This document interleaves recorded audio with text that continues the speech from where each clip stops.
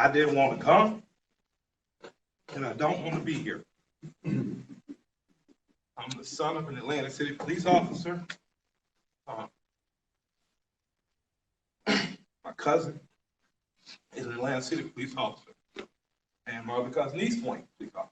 And I got a lot of love and respect for police officers, down to the original 8 police officers in Atlanta that even after becoming police had to dress in a YMCA because white officers didn't want to get dressed with niggas.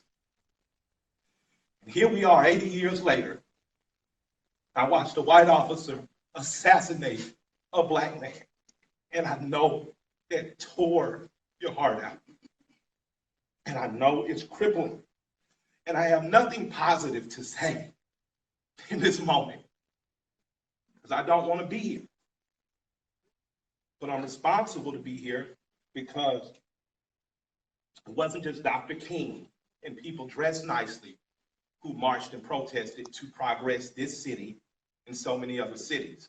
It was people like my grandmother, people like my aunts and uncles who were members of SCLC and NAACP, and in particular, Reverend James Orange, Mrs. Alice Johnson, and Reverend Love, who we just lost last year. So I'm duty bound to be here to simply say that it is your duty not to burn your own house down for anger with an enemy. It is your duty to fortify your own house so that you may be a house of refuge in times of organization. And now is the time to plot, plan, strategize, organize, and mobilize. It is time to beat up prosecutors you don't like at the voting booth. It is time to hold mayoral offices accountable, chiefs and deputy chiefs. Atlanta is not perfect, but we're a lot better than we ever were, and we're a lot better than cities are. I'm mad as hell. I woke up wanting to see the world burn down yesterday because I'm tired of seeing black men die. He casually put his knee on a human being's neck for 9 minutes as he died like a zebra in the clutch of a lion's jaw. And we watch it like murder porn over and over again. So that's why children are burning to the ground. They don't know what else to do. And it is the responsibility of us to make this better right now. We don't want to see one officer charged. We want to see 4 officers prosecuted and sentenced. We don't want to see targets burning. We want to see the system that sets up for systemic racism burnt to the ground. And as I sit here in Georgia, home of Stevens, Georgia, former vice president of the Confederacy, white man said that fundamental law stated that whites were naturally the superior race, and the Confederacy was built on a cornerstone.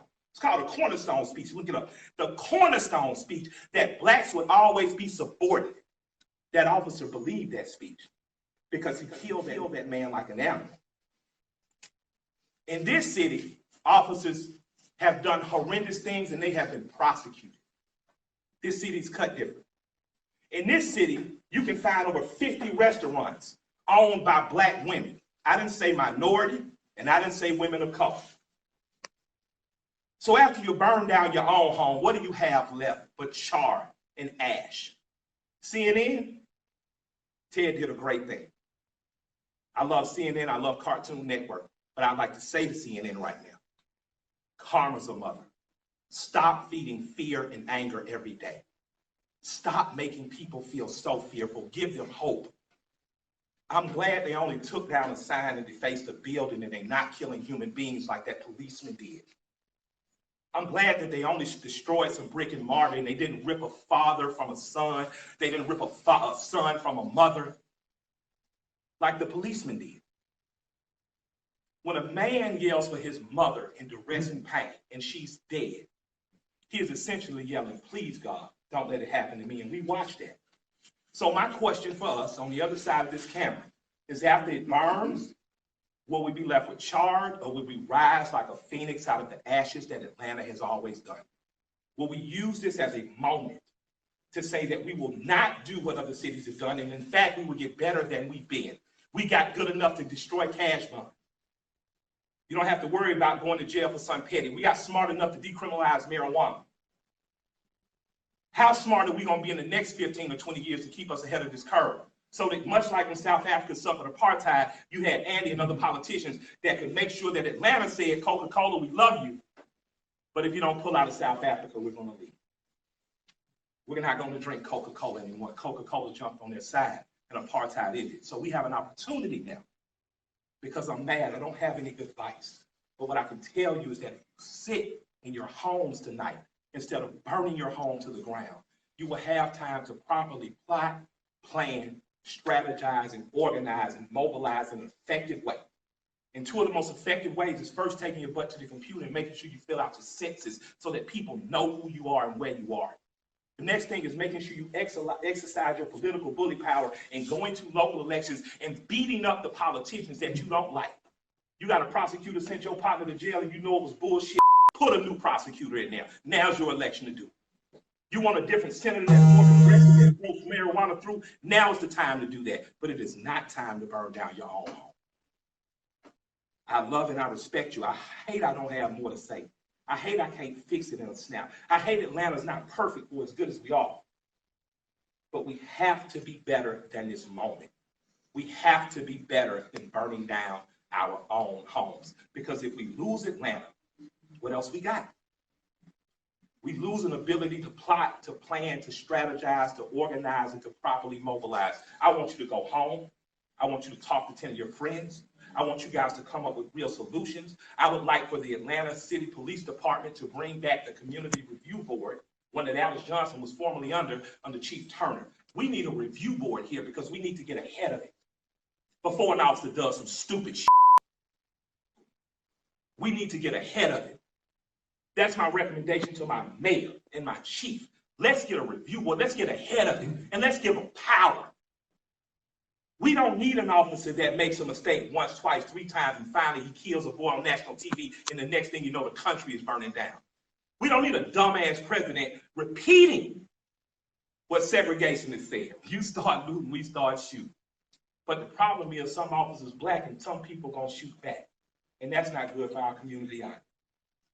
I love and respect you all. I hope that we find a way out of it because I don't have the answers, but I do know we must plot, we must plan, we must strategize, organize, and mobilize.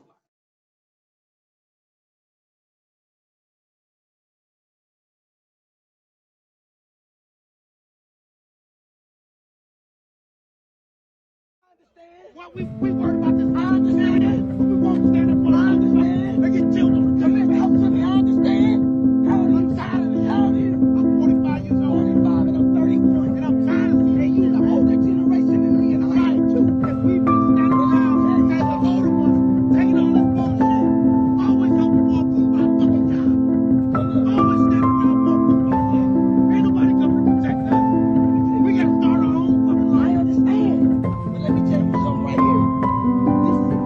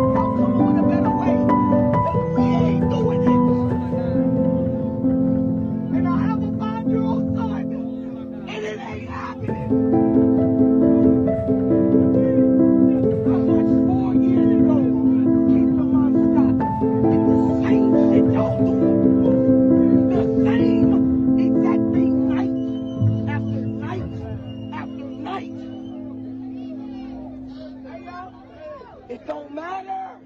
Come up with a better way. You understand me? You keep yourself safe.